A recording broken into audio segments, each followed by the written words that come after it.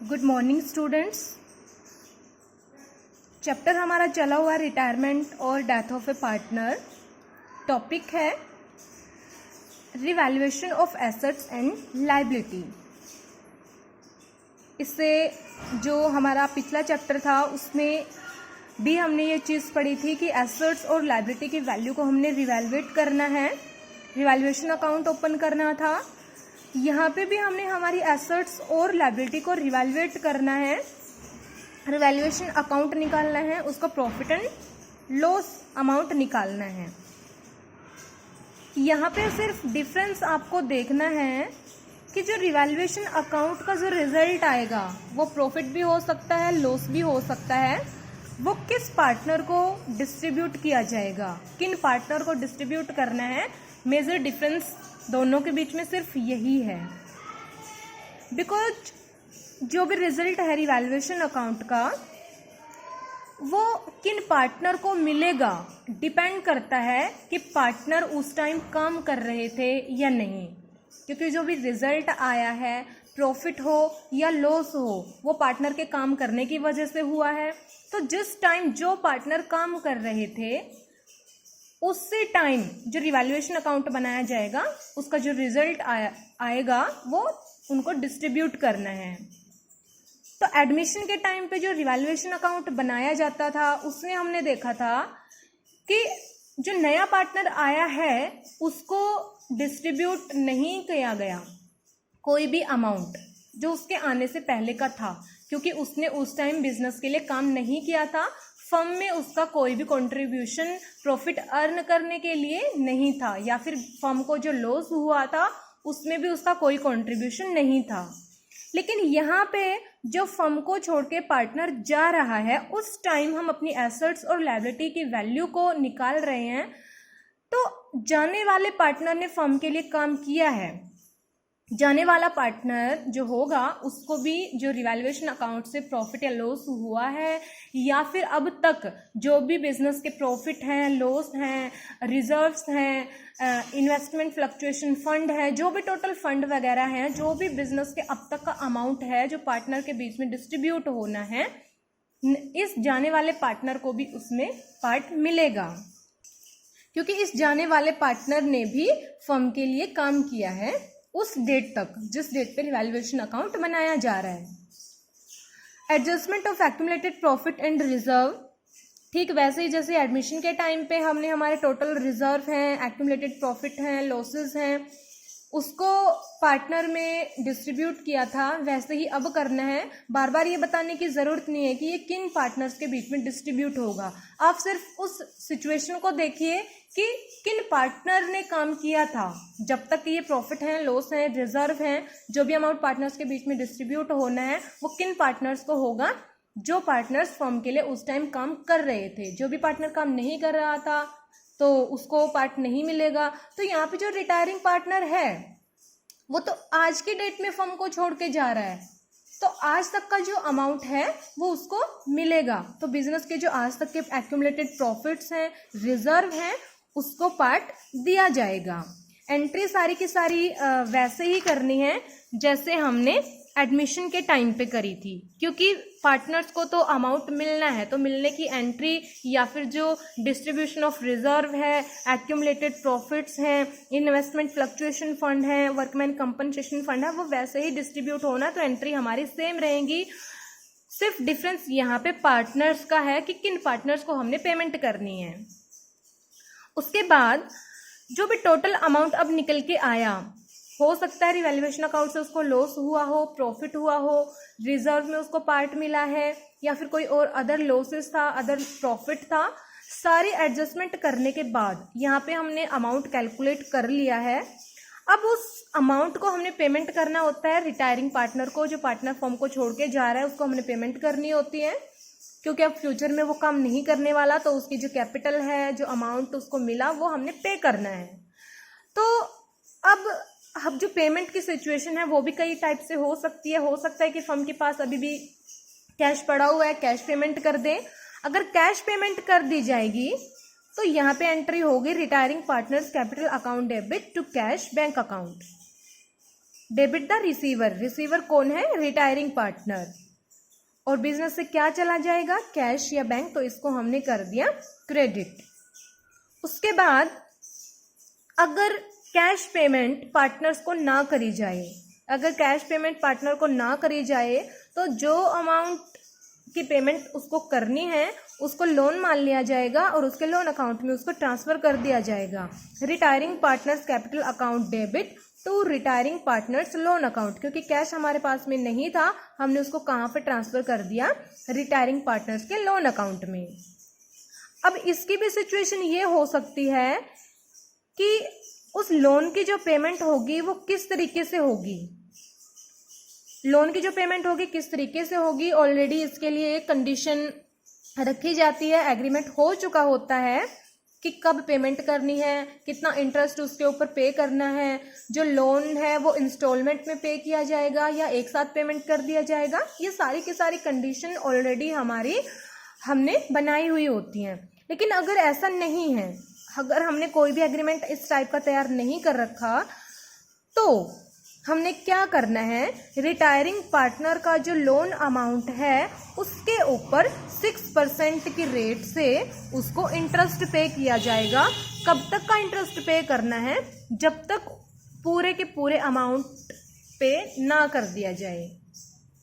जो लोन की पेमेंट है वो किस तरीके से की जाएगी, ये ऑलरेडी वैसे तो नॉर्मल पार्टनर्स डिसाइड ने किया हुआ होता है, लेकिन अगर उन्होंने ऐसा एग्रीमेंट नहीं बना रखा तो जो अमाउंट उसके लोन का है उसके ऊपर 6% की रेट से ईयरली उसको इंटरेस्ट मिलेगा जब तक उसका टोटल अमाउंट उसे पे नहीं कर दिया जाता। या फिर पार्टनर के पास एक और ऑप्शन होता है, वो ये इंटरेस्ट लेने से मना कर सकता है। उसके पास में दूसरा ऑप्शन क्या है? जो भी पैसा उसने फर्म के लिए छोड़ दिया, यानी कि जो लोन है फर्म ने मान लो उससे ले लिया, तो उसकी वो कैपिटल मान ली जाएगी और उस कैपिटल से अब जो प्रॉफिट फ्यूचर में होगा उस प्रॉफिट में उसको पार्टिसिपेट करवाया जाएगा। ये मान लिया जाएगा कि पार्टनर अभी फर्म के लिए काम कर रहा है, फर्म में अभी भी उसकी कैपिटल लगी हुई है, तो उस कैपिटल से फर्म को कितना प्रॉफिट हुआ उस प्रॉफिट को पे किया जाएगा पार्टनर को। तो यहाँ पे उसकी खुद की यहाँ पे मर्जी होती है कि वो 6% की रेट से इंटरेस्ट ले या फिर प्रॉफिट में पार्टिसिपेट करे। अब दोनों में से वो सिलेक्शन कौन से ऑप्शन का करेगा जिसमें उसको फायदा होगा, यानी ज़्यादा अमाउंट उसको कहाँ से मिल रहा है वो उसी को सिलेक्ट करेगा। और अगर क्वेश्चन में अगर आपको साफ साफ नहीं बताया हुआ है कि कैश में पेमेंट हो गई है या फिर लोन अकाउंट में ट्रांसफर हमने करना है उसको लोन मानना है, अगर क्वेश्चन में ये चीज़ आपको नहीं बता रखी है तो आप ये मान लोगे कि हमने उसको लोन अकाउंट में ट्रांसफर करना है। क्वेश्चन नंबर 17 देखिए, the balance sheet of X Y and Z who share profit in the ratio of 2:1 was as follow at 31st March 2014। X Y और जेड तीन पार्टनर हैं, प्रॉफिट शेयरिंग रेशियो इनकी 2:1 है। इनकी balance sheet given है 31 मार्च 2014 को। Creditors दिए हुए हैं, रिजर्व दिया हुआ है, कैपिटल अकाउंट दिए गए हैं, तीनों की कैपिटल दे रखी है, प्रॉफिट दे रखा है 2013 और 14 का 2,25,000 रुपये। एसेट्स में इनकी सन्ड्री एसेट्स है, यानी टोटल एसेट्स को एक साथ इन्होंने लिख दिया है। कैश एट बैंक है 20,000 रुपये का। उसके बाद the above balance sheet is incorrect, ये जो बैलेंस शीट है इन्होंने बोल दिया कि ये कुछ मिस्टेक यहाँ पे हो गई है। मिस्टेक क्यों हुई है? Y has retired with effect from 1 December 2013। जो वाई है, ये जो वाई है ये रिटायर कब हो गया है? दिसंबर 2013 को। बट ये जो बैलेंस शीट गिवन है आपको ये किस डेट की है? 31 मार्च 2014। लेकिन यहाँ पे ऐसी कोई भी एडजस्टमेंट नहीं की गई, तो ऑब्वियसली बात है कि गलत होगा ही, क्योंकि जो वाई है वो तो कब छोड़ के चला गया है? दिसंबर में। लेकिन ये हमने बैलेंस शीट कब तक की बना दी है? 31 मार्च 2014 की। तो यहाँ पे ऐसी कोई एडजस्टमेंट करी ही नहीं गई। एडजस्टमेंट तो करनी पड़ेगी बिकॉज वो छोड़ के जा चुका है, तो उसको उसकी जो कैपिटल है और जो उसके प्रॉफिट में उसको पार्ट मिला वो सारा ही सब कुछ एडजस्टमेंट करना था। बट हमने ऐसा किया ही नहीं। हम क्या मान के चलते रहे कि वाई पार्टनर जो है वो छोड़ के नहीं गया, हमने बैलेंस शीट बना दी। बट ये हमारी यहाँ पे गलत है, तो इसको दोबारा से हमने बनाना पड़ेगा। गुडविल की वैल्यू दी गई है 75,000। फर्स्ट ऑफ ऑल हमने कैपिटल अकाउंट बनाना पड़ेगा। बैलेंस इनके दिए हुए हैं कैपिटल के 5 लाख, 3 लाख, 2,40,000। ये जो हमारा बैलेंस शीट में अमाउंट है 5 लाख, 3 लाख और 240 बैलेंस हमने कर दिया। उसके बाद बाय रिजर्व, जो रिजर्व है यहाँ पे ये गिवन है 1 लाख रुपए, इनको डिस्ट्रीब्यूट कर दिया जाएगा ओल्ड रेशियो में। इसके बाद by X capital account, by Z capital account, goodwill जो पार्टनर फर्म को छोड़ के जा रहा है वाई, उसको गुडविल पेमेंट करेंगे एक्स और जेड। 20,000 रुपये, 10,000 रुपये। जो गुडविल की कैलकुलेशन है बार बार समझाने की ये ज़रूरत नहीं है, यहाँ पे गुडविल की वैल्यू दी हुई है। आप जो पार्टनर वाई है उसका पार्ट निकाल के इसको पेमेंट करवाओगे किससे, एक्स और जेड से। तो ये वाई को अमाउंट मिलेगा, ये गुडविल इसको मिलेगी, तो इसके कैपिटल अकाउंट में हमने कर दिया क्रेडिट। 20,000 रुपये इसको एक्स से मिलेंगे, जेड से मिलेंगे इसको 10,000 रुपये। इसकी जो कैपिटल थी वो हमने डाल दी, रिजर्व में इसको पार्ट मिला था वो हमने इसके अकाउंट में डाल दिया, जो एक्स से इसको अमाउंट मिला वो हमने इसके अकाउंट में डाल दिया, जेड से जो अमाउंट इसको मिला वो हमने इसके अकाउंट में डाल दिया। उसके बाद by profit and loss appropriation account, share of profit for 8 months. अब यहाँ पे देखो जो 2,25,000 रुपये है ये पूरे साल का प्रॉफिट है, बट जो वाई है वो बिजनेस को कब छोड़ के जा चुका, दिसंबर में। 1 दिसंबर को ये चला गया, तो दिसंबर, जनवरी, फरवरी और मार्च 4 महीनों का जो प्रॉफिट है वो इसे नहीं मिलेगा, क्योंकि ये दिसंबर में छोड़ के जा चुका। इसको प्रॉफिट कब तक का मिलेगा, जब तक इसने फर्म के लिए काम किया था, जब तक ये फर्म का पार्टनर था, यानी कि 8 महीनों का।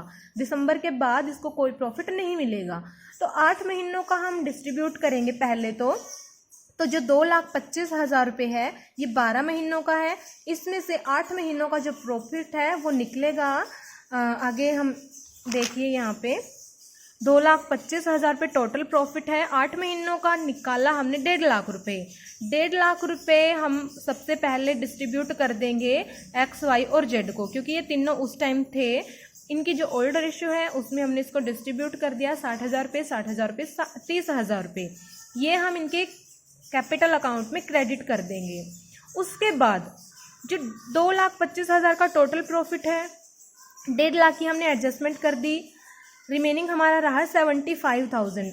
अब इस प्रॉफिट को हमने कैसे डिस्ट्रीब्यूट करना है पार्टनर को, तो हमने पढ़ा था कि जो पार्टनर है वो अपनी जो कैपिटल बिजनेस के लिए छोड़ के जा रहा है, जो लोन के रूप में वो अपना पैसा छोड़ के जा रहा है, वो या तो उसके पास ऑप्शन होता है वो 6% की रेट से उसके ऊपर इंटरेस्ट ले ले, या फिर सेकंड अल्टरनेटिव उसके पास है ये मान ले कि वो कैपिटल ही उसने लगाई है और उस कैपिटल से जो प्रॉफिट उसको हुआ, यानी फर्म को जो प्रॉफिट हुआ वो उस प्रॉफिट को ले ले। तो यहाँ पे ये देखिए 1.5 लाख रुपए तो ऑलरेडी हम एडजस्ट कर चुके हैं। 2,25,000 का जो प्रॉफिट हुआ था, हमारा रिमेनिंग पार्ट कितना बचा है 75,000 का।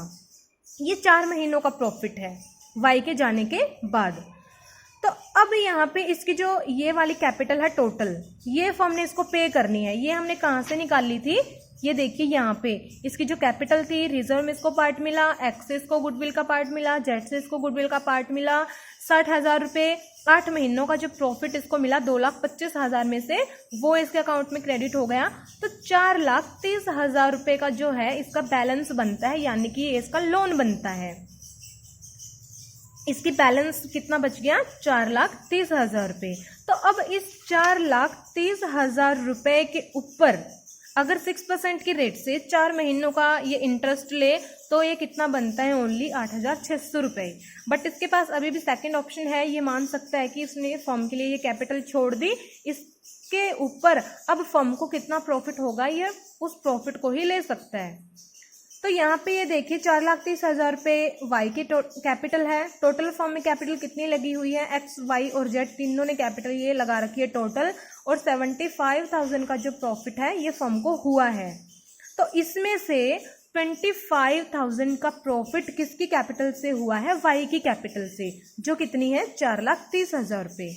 ये 4,30,000 रुपये वाई की कैपिटल है। नीचे हमने क्या रखा, टोटल तीनों की कैपिटल को मल्टीप्लाई हम किससे करेंगे, जो भी प्रॉफिट का पार्ट हमने निकालना है वाई का। तो 25,000 यहाँ पे आ गया। तो अब यहाँ पे इसको मिल रहे हैं सेकंड ऑप्शन से 25,000 रुपये, फर्स्ट ऑप्शन से इसको मिलते थे 8600 रुपये। तो ये किसको सिलेक्ट करेगा? 25,000 को। तो 25,000 जो है रुपये ये कहाँ पे ट्रांसफ़र कर दिए जाएंगे? इसके कैपिटल अकाउंट में। इसके कैपिटल अकाउंट में ट्रांसफ़र कर दिए। 4,30,000 की ऑलरेडी इसकी कैपिटल है। अब 25,000 रुपये इसको एक्स्ट्रा ये प्रॉफिट में पार्ट इसको मिलेगा। तो यहाँ पे हमारा रिमेनिंग कितना प्रॉफिट बचा था? 2,25,000 में से 1.5 लाख तो हमारा यहाँ पे ऑलरेडी हम एडजस्ट कर चुके हैं। उसमें से भी 25,000 जो है वो वाई को मिल चुका। तो अब हमारे दो पार्टनर और भी हैं, एक्स और वाई। तो इनको भी रिमेनिंग जो प्रॉफिट बचा 75 में से जो 25,000 है वो एक्स वाई को मिल चुका, तो 50,000 रुपये का जो प्रॉफिट है वो किसको मिलेगा? रिमेनिंग पार्टनर्स को, एक्स को और जेड को, इनके ओल्ड रेशियो में। ओल्ड रेशियो इनकी 2:1 है। तीनों की जो रेशियो थी वो कितनी थी? 2:1। तो बीच में से जो वाई है वो निकल गया, तो 2:1 रेशियो इन दोनों की रह गई। तो 50,000 रुपये इनको डिस्ट्रीब्यूट कर दिए जाएंगे और इनके कैपिटल अकाउंट में ट्रांसफ़र कर दिया जाएगा। तो यहाँ से ये अमाउंट हमने यहाँ पे ट्रांसफ़र करना है, बिकॉज जो 4 महीनों की एडजस्टमेंट है वो आगे यहाँ पे करनी पड़ेगी। तो अब देखिए जो टोटल इसको 4,30,000 रुपये और 25,000, 4,55,000 रुपये हैं। यहाँ पे हम इसको बैलेंस शीट नहीं करेंगे। बैलेंस शीट करेंगे कब? जब इसको कैपिटल दिखानी हो, ये नेक्स्ट ईयर के लिए भी काम करे। बट यहाँ पे अब ये नेक्स्ट ईयर काम नहीं करेगा। ये लोन हमने इसको मान लिया है, तो हमने यहाँ पे दिखा दिया 2Y लोन अकाउंट 4,55,000 रुपये। और जो एक्स का और जो वाई की अमाउंट है, ये वाली कैपिटल और ये प्रॉफिट में पार्ट मिलने के बाद में ये इनकी हो जाएगी कैपिटल। इस कैपिटल को हम कहाँ पे लेके जाएंगे? नेक्स्ट बैलेंस शीट में। तो बैलेंस शीट में अब आपने वाई जो है वो शो नहीं करना, क्योंकि वो बिजनेस को छोड़ के जा चुका है। बिजनेस ने उसके पैसों को लोन मान लिया है। मिस्टेक यहाँ पे इन्होंने बोला था कि मिस्टेक हो गई। मिस्टेक क्या हुई थी? वाई ऑलरेडी बिजनेस को छोड़ के जा चुका। ये किस डेट की है? 31 मार्च 2014 की। दिसंबर में वाई तो छोड़ के जा चुका था, बट फिर भी यहाँ पे इसने इसको शो कर दिया।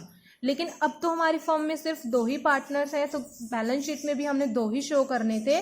तो दोनों की हमने यहाँ पे कैपिटल निकाल ली है, वो यहाँ पे हम दिखा देंगे। बाकी किसी भी एंट्री के ऊपर कोई इफेक्ट नहीं पड़ा। क्रेडिटर्स हमारे यूं के यूं रहे, कैसेट बैंक हमारा यूं का यूं रहा, सन्ड्री एसेट्स हमारी यूं की यूं रही। सिर्फ डिफरेंट क्या आया है कि वाई को हमने यहाँ पे शो नहीं किया।